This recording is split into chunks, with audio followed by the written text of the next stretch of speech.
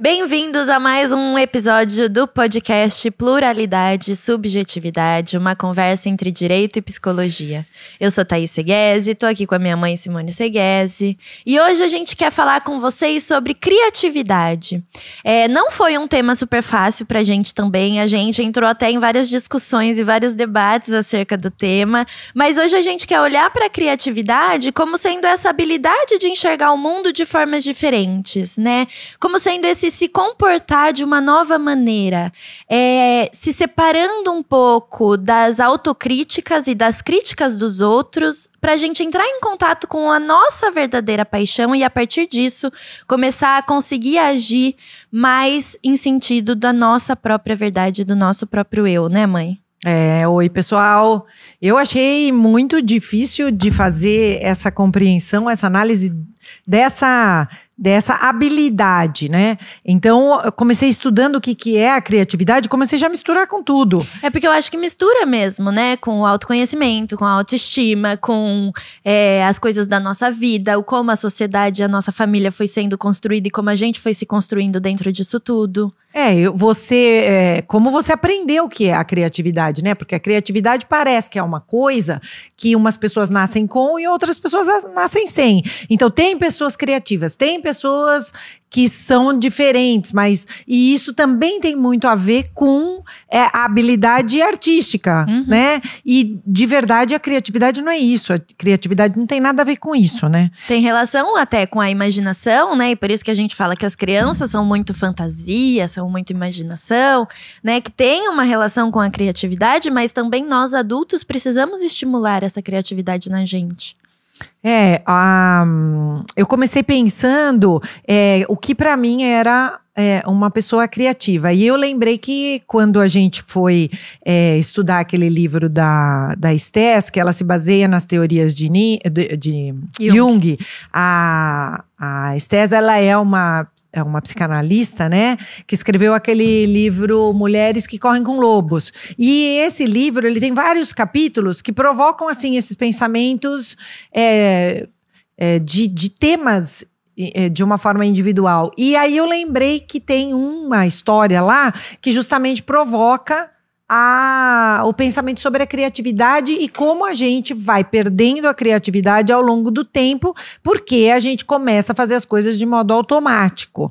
E aí eu imaginei, então, que a forma correta da gente inverter esse status é começar a fazer as coisas de forma diferente, provocando o diferente. Modificar aquelas coisas que estão muito iguais para algo diferente, para algo nosso, para um comportamento novo, né? Só que o quanto isso também causa esse olhar dos outros pra gente, né? Então, se eu faço algo de maneira diferente, isso também vai gerar curiosidade dos outros. E aí eu vou ter que estar pronto para aguentar, talvez, possíveis julgamentos, né? Então, e é aí nesse exato ponto, que a hora que a gente chegou aqui, a gente começou a discutir o que a gente ia repassar no podcast, foi nesse exato ponto que a gente achou que acabava por misturar com tudo que a gente já falou, com esse reconhecimento de si, com essa força para mudar o que não tá bom. Com esse conhecimento das verdades, né? O que é minha verdade, o que é a sua verdade, que foi o nosso episódio passado. E o quanto a gente tem que, de verdade, olhar para nós mesmos e entender o que a gente ainda quer modificar, baseado naquela informação de Nietzsche, de que o nosso próprio corpo fala o que não tá bom. Então parece que a gente fica sempre num mesmo território e não consegue separar. E aí eu acho que é isso, não tem como separar, né? Não tem como, Não tem como separar uma coisa da outra, porque nós estamos falando de pessoas e tudo tá interferindo naquele mesmo caldeirão de... E acho que o que a gente busca aqui é tentar encontrar o porquê que nós, sujeitos, fomos nos afastando tanto da gente mesmo, né? Eu acho que a história conta que teve uma inversão de olhar pra gente começar a olhar pra gente mesmo, né? Pra gente começar a cuidar da gente mesmo e esse olhar pro eu. E aí tudo que a gente traz aqui envolve esse olhar pro eu, que vai envolver todos esses temas, né? As verdades, autoconhecimento e etc. E aí, se for pensar, a psicologia mesmo envolve todos esses temas, né? Sim. A Estés, ela fala muito sobre a mulher, né? Porque o estudo dela é sobre as travas da mulher. Como é um livro bastante antigo, ou por óbvio, as mulheres tinham travas maiores do que as que nós temos hoje. Mas esse livro, ele fala para todo mundo, quer dizer… Eu indico para um monte de paciente homem, quando tá com dificuldade de entender o que eles querem, ou o porquê que as coisas estão acontecendo de tal forma, ou porquê que eles se doam mais para os outros do que para eles mesmos também. É um livro que eu sempre indico, porque eu acho que traz… Tudo bem que ela tá falando diretamente com mulheres, né? Então o texto dela até parece que ela tá conversando com uma mulher, mas é só você mudar aquele gênero que funciona para qualquer um, né? Essa ideia da gente se encontrar com a gente mesmo e não com quem a gente acha que a gente é, mas aquele eu real. Né? A ideia de que a gente vai sendo formatado por uma sociedade e a gente vai seguindo aqueles hábitos. E esses hábitos é que impedem que a gente seja criativo. Por quê?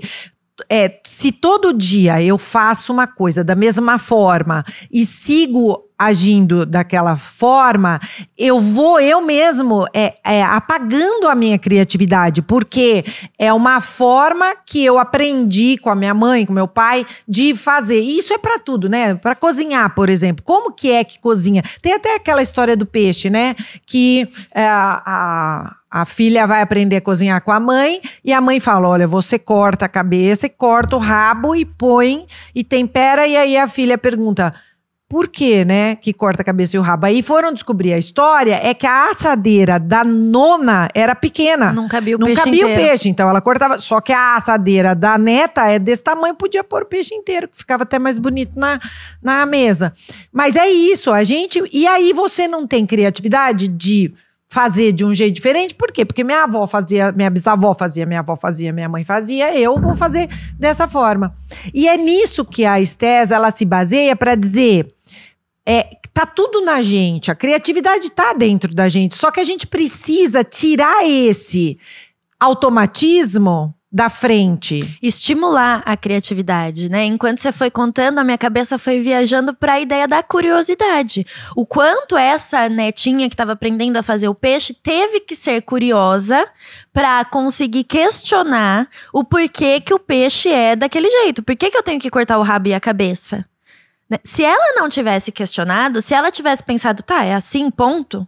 Eu não vou questionar o porquê que o peixe tem que cortar o rabo e a cabeça. Ela jamais saberia que não necessário sentido tirar o rabo e a cabeça só a depender do tamanho da sua assadeira, né? Então, o quanto é importante a gente ser curioso com a nossa própria vida, inclusive. Não só com o que os outros falam pra gente, mas com o que a gente fala pra gente, né? Então, sei lá, eu não vou casar. Se eu coloco isso na minha cabeça, eu não vou casar, né? Eu tenho que sentar comigo e me questionar e ser curiosa. Tá, por que eu tô falando que eu não vou casar hoje? Por que é algo que eu tenho que frisar e não posso deixar aberto para eu ir escolhendo ao longo da vida, né? Então, o quanto eu tenho que ser curiosa com a minha própria vida para eu conseguir entender e aí estimular a minha criatividade para, caso isso que eu tô fazendo não esteja bom, eu encontre novas formas de agir, né? Outros comportamentos que sejam mais funcionais, mais adaptativos, ou melhores para mim, para eu colocar no lugar desses velhos comportamentos. Tem até uma fase na vida da criança que é a fase dos porquês. E os pais falam, meu Deus, entrou naquela fase do porquê. Porque nada é sem a pergunta por quê. Ele quer entender, ele quer saber tudo. Aquela criança é curiosa com a vida. E os pais, nós pais, aprendendo a ser pais, é porque sim. É porque é assim e então, obedece. Para de perguntar. Ou, tá bom, mas você de novo com esse porquê. E é nesse momento que a gente começa a podar essa curiosidade. Por quê? Porque às vezes a gente também não sabe a resposta. E aí a gente, como pai, pelo amor de Deus, agora vou ter que filosofar sobre essa pergunta. Sim. Ou até falar que eu não sei.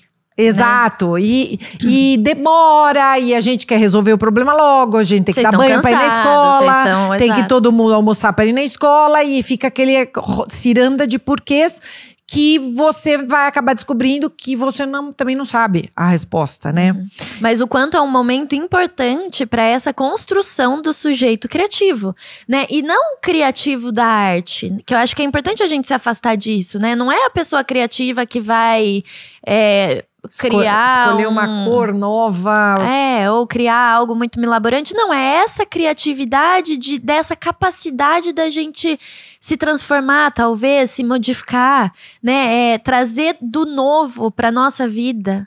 Né? Sim, a criança ensina muito esse novo olhar. Todo mundo que tem criança, por exemplo, na nossa família, que nós não temos criança há muitos anos, quando chegar uma criança, se chegar uma criança, a gente fica encantado com a forma como aquela criança olha o mundo. Por quê? Porque a gente já perdeu aquilo. É o grande momento da gente perceber que a gente perdeu esse olhar de inovação para o mundo. Por quê?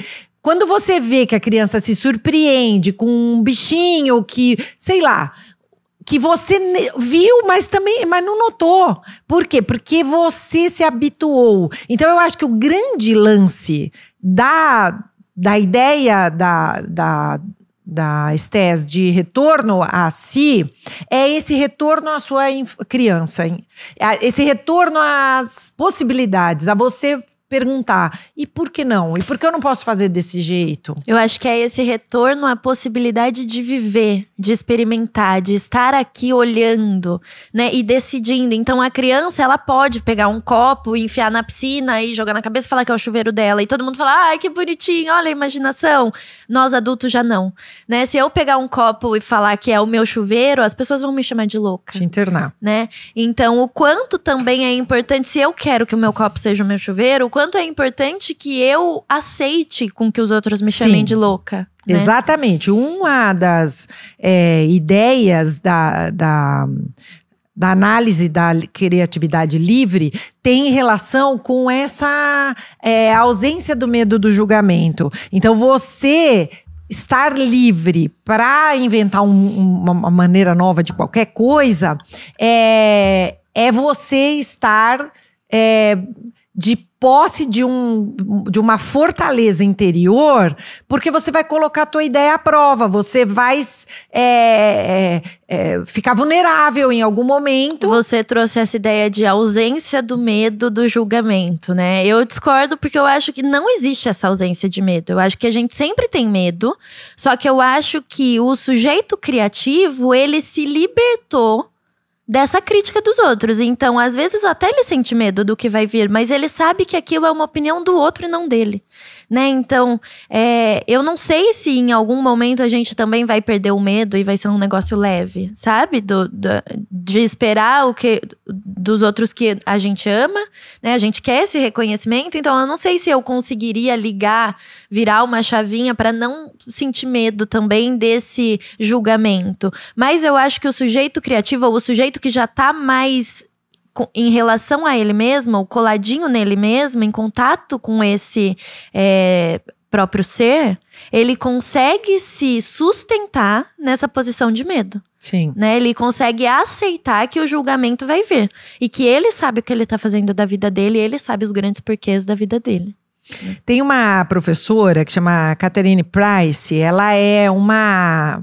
Price foi fácil, hein? Gostou? Foi fácil mesmo, não gostei desse nome aí. Dificuldade zero. Dificuldade zero. Era mais difícil. Ela estuda justamente essa liberdade de criar e de se expor e tal. E ela fez uma pesquisa sobre o momento em que a gente está livre para diversão. O momento de diversão é o melhor exemplo de um momento onde há autorização para tudo. Então ela fala, quando você tá no momento de brincadeira, você pode ser ridículo, você pode ser excessivo, você pode ser absolutamente fantástico, nada do que você fala pode existir, mas você tá no momento de diversão. Então, ela fala, quando a gente tá entre amigos, quando a gente tá fazendo uma brincadeira, a gente tá criando. E por que a gente se expõe nesse momento? Porque a gente está protegido pela causa, que é o motivo da diversão. E aí ela provoca na fala dela, então por que a gente não faz isso? Por que a gente não coloca essa diversão em todas as nossas áreas da vida? Dentro dos relacionamentos, na hora que você tá educando teu filho, porque a gente traz um peso de responsabilidade para a educação, quando a gente está nesse papel de pai e mãe, que a diversão acaba escapando. E ela tem que ser quase que a nossa companheira do dia a dia, porque a criança fala uma coisa engraçada, a criança faz uma coisa errada, a criança... Vocês brincam lá que o Lucas é traquina porque a gente ria muito de tudo que ele fazia. Não é brincadeira, não. É verdade. O meu irmão é como é porque ele sempre teve a risadinha da família atrás. Então ele continuou sendo esse capetinha, que é isso. Ele teve esse respaldo pra ele poder ser criativo do jeito que ele era, engraçado do jeito que ele era e se sustentar do jeito que ele era. Sim, né? Só que isso gera um peso naquele que tá educando de, nossa, mas será que ele vai ser um adulto sem noção? Né? E aí a gente acaba tirando a parte da diversão do nosso trabalho, e junto com ela sai essa autorização para você errar, para você ser ridículo. Pra você ser individual, né? Pra você ser único, singular e poder fazer do seu jeito sem parecer esse ridículo, né? Sem ter esse medo de ser esse ridículo. Sim, eu lembrei da história daquela... pesquisadora, primatologista, a Jane Goodall. Ela... Todo mundo deve conhecer, menos esses dois que estão aqui comigo. Todo o resto do mundo conhece, aposto que conhece, vocês deixam seu comentário, porque esses dois aqui me chamaram de velha. Não. Que tem um filme sobre ela nas Montanhas dos Gorilas. A minha irmã, eu tenho certeza que vai lembrar, porque ela saiu do cinema... Chorando. Não, ela largou o cinema por causa desse filme. A Montanha dos Gorilas. Essa primatologista, ela, quando ela era pequenininha, tinha 4 aninhos, ela foi para uma chácara, sítio, sei lá o que, com a mãe dela. E ela, com 4 anos, ela desapareceu. E a mãe dela entrou em pânico, chamou a polícia já estava lá. Ela ficou 4 horas sentada, escondidinha dentro de um galinheiro, porque ela queria ver como que o ovo... saía da galinha. Então ela ficou lá quietinha, a mãe dela chamava, mas ela não podia se mexer e nem avisar a mãe que ela estava lá, porque a galinha ia se assustar e ela ia perder o experimento dela. O mais legal disso é que quando ela saiu do galinheiro, a mãe dela estava muito assustada, chorando, preocupada, com a polícia já lá. E pensando, claro, nas piores coisas. E ela veio correndo para a mãe para contar para a mãe a descoberta dela. E a mãe, tem relatos de que a mãe ajoelhou para ouvi-la. Mãe, eu passei por uma experiência maravilhosa, a galinha isso, o ovo saiu do bumbum da galinha. E a mãe deixou ela contar. Então as pessoas ficavam, em vez dela dar uma bronca, né? Explicar pra filha que ela não pode subir sem essa avisar. filha pra que ela nunca mais faça isso, né? Ela se encantou, claro que dentro dela devia estar um turbilhão, mas ela se encantou com a experiência que a filha estava fazendo. E essa mulher virou uma especialista em primatas e foi para a África para trabalhar com chimpanzés. E, enfim, a pesquisa dela é maravilhosa. Nem sei se ela está viva ainda hoje, ela é de 1930 e pouco, mas talvez ela perdesse a curiosidade a partir de uma ação dessa família repressiva, percebe? E aí o quanto é interessante a gente parar aqui para pensar que, nesse caso, a mãe, a família, né, o social, não podou ela. Inclusive fez o oposto e estimulou para que ela continuasse a pesquisar e a observar os bichinhos e etc. Mas que ela também não se podou, né? Ela ali, claro que era uma criança e precisava desse apoio e desse suporte do adulto, do responsável para ela conseguir se sustentar naquilo. Mas ela ali também, em momento algum, parou pra pensar: nossa, eu deixei minha mãe muito preocupada, eu não posso mais fazer isso, né? Então, o quanto ao longo da nossa vida, não só a sociedade poda a gente, mas a gente se poda de seguir, porque a gente talvez tenha magoado alguém, talvez tenha preocupado alguém, né? Então, o quanto é importante a gente parar e ver, tá, a sociedade tem me podado, mas o que eu tenho feito comigo mesmo? né? Porque ela, por exemplo, seguiu a vida dela do jeito, se a gente for pensar, que ela queria desde pequena, né? Porque ela continuou trabalhando com essas questões dos animais e até hoje, até a época que ela era viva, ela estava trabalhando com isso. E aí eu fiquei pensando, né? Se a gente precisa liberar esse lado nosso, que está travado sob nosso hábito, então o que a gente tem que fazer para provocar isso, né? Então, lembrando aqui da pesquisadora falando que nos momentos de diversão a gente é mais livre, então quem eu sou quando eu tô nos meus momentos de diversão e quem eu sou quando eu tô fazendo alguma coisa que eu julgo mais importante, mais sério. Em que lugar eu me coloco diferente que acaba me levando para esse lugar de seriedade, E por que a gente relaciona o que é responsabilidade com essa ideia de seriedade? Né? Eu posso ser muito responsável de um jeito divertido, de um jeito criativo, de um jeito melhor para mim, né? Sim. Não preciso, sei lá, pensando num exemplo bobo, de sábado de manhã que eu não trabalho, eu acordo ouvindo minha música, dançando, molhando minhas plantas e vivendo a vida. De segunda que eu trabalho, parece que é luto na minha casa, porque eu preciso levantar, eu preciso tomar banho, eu preciso tomar meu café da manhã, eu preciso... E aí as coisas vão ficando de um jeito que talvez fuja daquilo que eu quero e daquilo que eu preciso pra mim, pra minha felicidade, né, pro meu bem-estar. Eu imagino que seja absolutamente elitista a gente falar: por que você não acorda na segunda-feira e vai nadar, vai correr? Claro, 90% de nós não pode fazer isso. E é por isso que acorda, toma banho rápido, come uma coisa meia boca, mal cuida da alimentação e sai para trabalhar. É muito elitista você falar: olha, eu tiro para mim a quarta-feira de manhã, eu não faço nada. Lógico, tá, isso é para quem pode.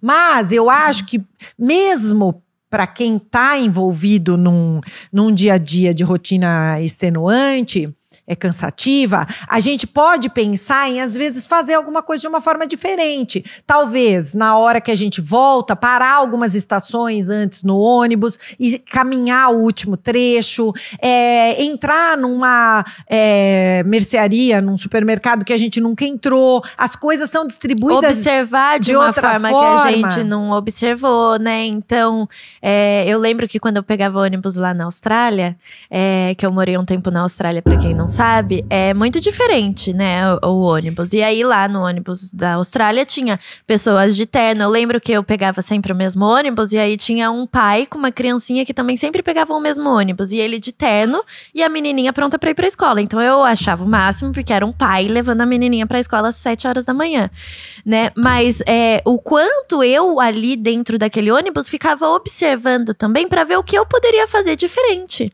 Porque eu não tava feliz indo 7 horas da manhã pra escola, num planeta quase separado, porque a Austrália são 15 horas de fuso, então eu não tinha contato com ninguém daqui do Brasil. Mas como que eu podia fazer aquilo de um jeito mais gostoso pra mim também, né? Então, observando, as pessoas leem, as pessoas escutam o podcast, as pessoas trabalham, tudo dentro do ônibus, né? Então, não necessariamente eu preciso andar no ônibus como os brasileiros andam no ônibus, né? A gente pode observar e tentar modificar aquilo que parece existe um único jeito. E a partir daquilo a gente encontra outras diversas possibilidades de como eu posso agir que talvez sejam melhores para mim, né? E uma das dicas das estudiosas sobre como a gente estimula a nossa criatividade é a gente se colocando em lugares diferentes. E aí eu também penso que isso é super elitista, porque claro, eu posso viajar para a Europa, eu posso viajar para a Índia, eu posso viajar, mas para quem não tem condições, a gente pode provocar com tribos diferentes. Então, eu posso conversar com pessoas completamente diferentes de mim. Seu amiguinho do lado do trabalho já é uma pessoa diferente de você. E ouvir, né, verdadeiramente. Você faz isso desse jeito? A sua vida é desse jeito? Como é a tua família? E de verdade, você conversar com a dona da mercearia, você conversar com o mendigo na praça, você conversar com o executivo. Porque aí você abre um espectro enorme de possibilidades que você às vezes nem tinha pensado, porque a tua vida é diferente daquilo. Porque você achou que só existiam A, B e C pra fazer. E aí, conversando com outro, você descobre que tem D, E, F, G, H, né? Então, abrem muitas possibilidades que ampliam também essa possibilidade de bem-estar, né? E de você poder ser qualquer coisa. Não só aquilo que sua família ou sua bolha, o seu núcleo, né, fala que você pode ser. Nesse texto que você copiou sobre a criatividade, você usou a palavra espontaneidade. E só de espontaneidade a gente podia fazer uns 5 episódios. Por quê? O que é a espontaneidade? Existe a espontaneidade? A gente consegue ser espontâneo em algum momento da nossa vida? Porque para você ser... Imagine uma pessoa espontânea, é uma pessoa que age por si. É uma pessoa que age sem planejar, sem tentar controlar, sem tentar adivinhar o que vai acontecer no mundo. Eu tô agindo agora, eu tô fazendo o que me dá vontade. Meio que claro que, na telha, né, me deu vontade de bater na minha mãe. Não. Isso é imediatismo, loucura. Vai procurar um psiquiatra se você bate nas pessoas porque você acha que você é espontâneo. Mas é essa espontaneidade de... Eu quero te cortar pra falar uma coisa, eu preciso cortar pra falar uma coisa, né? Porque o que eu tenho pra falar é importante, ou eu trouxe hoje um questionamento que é muito contra o que você falou, né? Então, essa a gente poder ser e poder fazer sem se programar, sem se planejar. Mas isso é uma tarefa dificílima, muito trabalhada, porque para você se posicionar, colocar a sua fala num ambiente qualquer, você tem que ter uma autoestima trabalhada, você tem que... a espontaneidade é só por ela, acho que a gente teria que ficar alguns anos na terapia. Eu acho que tem muita relação também com essa confiança de eu poder, de eu realmente não saber o que vai vir enquanto resposta do outro, né? Então eu posso falar, porque de verdade eu não sei. Mesmo quando eu acho que eu tô controlando, e aí eu sento, e já falamos sobre isso em alguns episódios também, que no começo dos podcasts eu super estruturava a minha fala como se eu fosse seguir um roteiro, um filme mesmo, né? E hoje não, hoje eu coloco os temas principais ou os assuntos principais e deixo fluir de forma mais natural, né? Porque também não é algo que eu não estudo, não, são temas que eu falo sempre na minha vida, então que eu tenho uma base que eu posso me deixar de um jeito mais natural para ir entrando em contato com tudo isso, né? Então, o quanto eu tive que confiar de que eu sei o que eu tô falando, tá tudo bem. Sim. E pode ser que eu fale algo muito errado, e aí eu vou pedir desculpa e tá tudo bem também, porque eu sou humana, eu erro. Sim, mas você reconhece que para você ser espontâneo, você tem que ter um pouco de originalidade, se distanciar da preocupação do que é exatamente o que os outros esperam de mim. Desses julgamentos e se distanciar também do que a massa faz. Porque você deixou uma liberdade... de expressão, de qualquer forma de expressão. Então, eu acho que para você ser criativo, se você tem que ser espontâneo para ser criativo, para você ser espontâneo, você tem que ter todas as outras condições internas para você peitar aquela sua escolha diferente do que os outros fazem, do que você mesmo faria. De repente, quando a gente é mais espontâneo, é no momento que a gente é mais jovem, né? As crianças são mais espontâneas. Porque também tem um aval da sociedade de você pode fazer loucurinha quando você é criança. Sim. Né? Tudo bem você fugir do esperado, tudo bem porque você é criança. Desculpa, a hora que você amadurecer, aí você já não pode mais. E aí, nesse momento, eu preciso falar, não, vocês têm a ver com esse episódio, vocês vão me desculpar se não tiver, e a gente faz outro episódio, mas eu preciso falar daquele filme das Pobres Criaturas. Eu sei que todo mundo tá falando disso, mas eu preciso falar, porque agora você falou uma coisa que me tocou nisso. Solta. Ela é uma mulher adulta, com corpo adulto, que estava grávida. Será que eu estrago a Não. conversa de alguém? Não, Bom, pessoal, ela contém spoiler. Se você ainda não viu, assiste a gente depois, por favor, porque ela tá para bocuda. agora, porque eu vou contar. Ela é uma mulher adulta, grávida, e ela tá muito depressiva. Começa o filme assim, ela se joga e se mata. O cientista vem e pega o corpo dela e aproveita o cérebro do nenê no corpo da mãe. Então ele implanta o cérebro do bebezinho no corpo de uma mulher adulta. Que é a ideia de que ela tá nascendo, então, num universo em que ela já é uma adulta, mas ela está sendo construída do zero. Do zero. É como se ela, mulher, fosse jogada numa sociedade sem conhecer nada. Porque a cabecinha dela ainda tá evoluindo como um nenê. Então, ela não engatinha porque ela tem um corpo adulto. Mas o cérebro dela engatinha. Então, mas ela não tem nenhuma concepção pré-estabelecida, Isso. né? Então, ela tá aprendendo tudo do começo com um corpo de adulto. Sim. E aí, eu não vou contar mais nada, porque também não tem a ver com esse episódio. Mas o que tem a ver com esse episódio que eu fiz a ligação ela se surpreende com coisas no mundo que a criança se surpreende. Que o adulto já se acostumou. Então, né? Como ela tinha corpo de adulto, as pessoas olhavam pra ela e falavam, mas isso aí todo mundo sabe que isso é assim. Só que ela não sabia que era assim. Por quê? Porque ela era uma criança. A cabeça dela é uma criança. Então, e a criança é permitida a sentir, se experienciar, deslumbrar com coisas. E questionar. E esse negócio do porquê.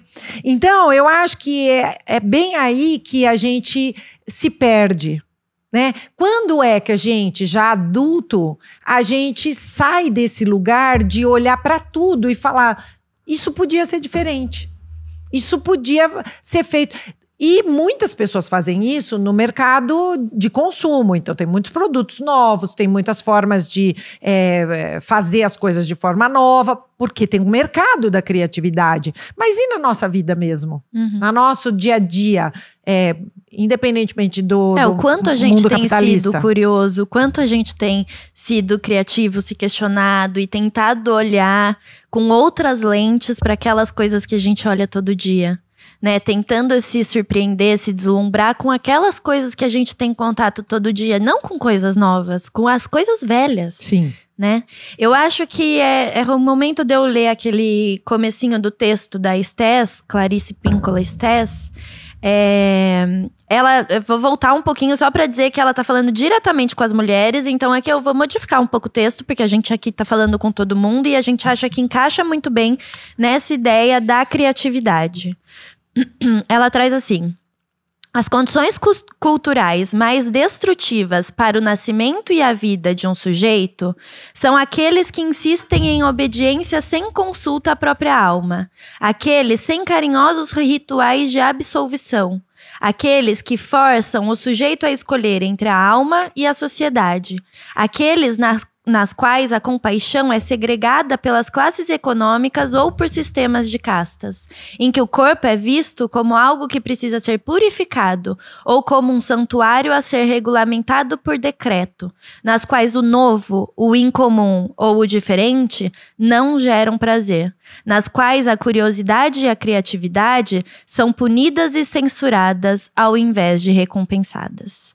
Eu acho que deixa muito claro isso, né? Sim. Esse texto. Que tem uma força externa que propositalmente bloqueia a nossa criatividade. Sim. Como a gente trabalha contra essa força. E não é só externa, interna também. Como a gente trabalha contra essa força. O que você vai fazer para conseguir estimular essa força da criatividade, da curiosidade, para que você consiga entrar em contato com a sua verdadeira paixão, para que você consiga se expressar de forma livre, mais natural, mais espontânea e automaticamente mais relacionada a você mesmo, ao seu sujeito real e não aqueles que a sociedade espera que você seja, a sua família, você mesmo e por aí vai. Tem um outro texto da Stess que nós vamos trabalhar também, que ela fala sobre aquela abertura para a morte, vida à morte. Então, para a gente ser uma pessoa diferente, criativa, a gente vai ter que peitar uma morte. Eu era assim, agora não sou mais. Eu fazia desse jeito, agora não faço mais. Eu gostava disso, agora não gosto mais. E tudo bem. Ciclo, vida, morte, vida. Que a história essa história maravilhosa, inclusive eu e a Thaís temos uma tatuagem da Baba Yaga, que é a bruxa. Sabe aquela bruxa de desenho que tem o nariz pontudo para baixo e o queixo pontudo para cima, quase que eles se encontram? Nós temos essa tatuagem que é a Baba Yaga, que é essa pessoa, mulher ancestral que criou a todos os outros. Mulher nesse sentido, mulher mãe, né? Porque nós todos, mulher, homens e mulheres, nascemos de uma mãe, mulher. Então, por isso que fala da mulher. Mas essa criadora aí que nasce da morte. Então, a morte faz parte disso. Esses ciclos, né? Essa ideia das coisas cíclicas que morrem e que precisam morrer se a gente quiser deixar viver o novo, né? Se a gente quiser deixar que apareça esse novo, a gente precisa deixar morrer o que ficou pra trás. E às vezes a gente fica tão apegado nisso, eu sou assim e vou morrer assim. É isso que tá errado nesse sentido de você deixar a vida te absorver de alguma forma. Então, você renasce toda hora e pode ser de um jeito diferente. Acho que é isso. É isso. Episódio delicioso. Delicioso. A gente queria convidar vocês a acompanharem aqui com a gente os próximos episódios desse podcast. E nós temos que lembrar que nós vamos ter uma live no dia 27. Estaremos aqui ao vivo com… Às 7h30, com o Hélio e a Carla, uma fisioterapeuta pélvica. E o Hélio, que já participou aqui com a gente, que é um psicólogo também, psicanalista.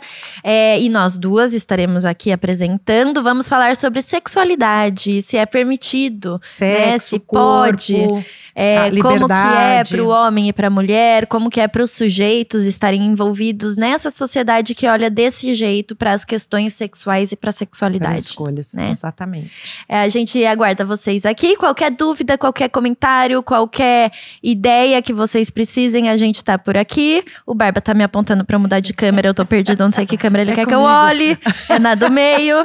Um beijo para todos vocês, até o próximo episódio. E não se esqueçam de seguir a gente lá no Instagram, que a gente deixa todas as informações, @pluralidade subjetividade. Tem a live, tem os calendários, tem todas as coisas que a gente tá fazendo aqui. E a gente consegue ficar um pouquinho mais próximos de vocês. Mas aqui no YouTube a gente também responde e acompanha todos os comentários. Nos vemos no próximo episódio. Até mais! Grande beijo. Tchau, tchau.